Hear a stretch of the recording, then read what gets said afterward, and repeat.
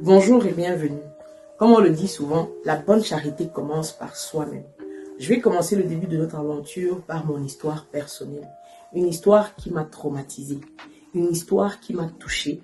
J'ai gardé le silence pendant pas mal d'années. Je ne savais pas comment en parler. Je ne savais même pas par où commencer. Par peur ou par honte, ou j'avais peur tout simplement du jugement. J'ai quitté mon pays natal il y a de cela quelques années pour le Liban. Dans ce pays, j'ai été exploitée dans des conditions d'esclavage. Et là, je me disais en partant de mon pays que c'était une destination qui me permettrait d'oublier mon traumatisme. Mais lorsque je suis arrivée dans ce pays, je me suis rendu compte de l'erreur que j'avais commise. Il était trop tard. Qu'est-ce qu'il fallait faire en ce moment? J'étais déjà sur place. J'ai gardé ça en moi pendant des années. Je n'ai pas su en parler. Je ne pouvais pas en parler. Jusqu'à ce que j'écoute le témoignage d'une consoeur, une dame très brave, qui a osé sortir du silence et exposer tout ce qu'elle avait vécu. Et là, je me suis dit, continuer de garder le silence devait être pour moi une façon de participer à ces atrocités que les gens vivent au quotidien et continuent de vivre même aujourd'hui. J'ai vécu mon histoire il y a de cela 10 à 12 ans. Et aujourd'hui, en 2024, ces mêmes atrocités continuent. Ça veut dire qu'il faut en parler. Il faut sortir du silence. Ici, je parle de mon histoire personnelle. Mais le message ne s'adresse pas uniquement à cette destination précise.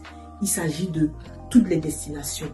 Si toi, tu vis les mêmes atrocités, si toi, tu traverses les mêmes problèmes, ou alors autre chose qui est traumatisant, ne garde pas le silence. Sors, parle, expose et peut-être tu pourras trouver des conseils.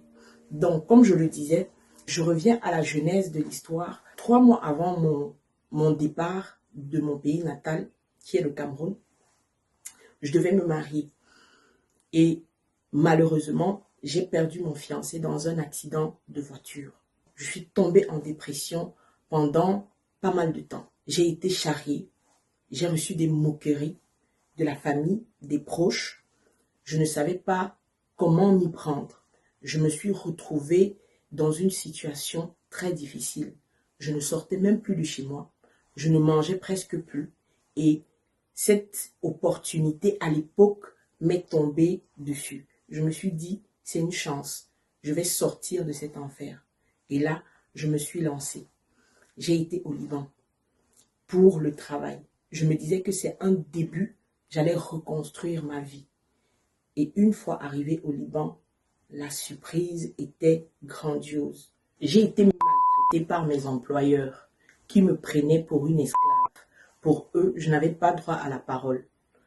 J'étais choquée. Je ne savais pas comment commencer. Et là commence le début de mon enfer. Si tu veux savoir la suite, n'hésite pas à t'abonner. À la prochaine vidéo.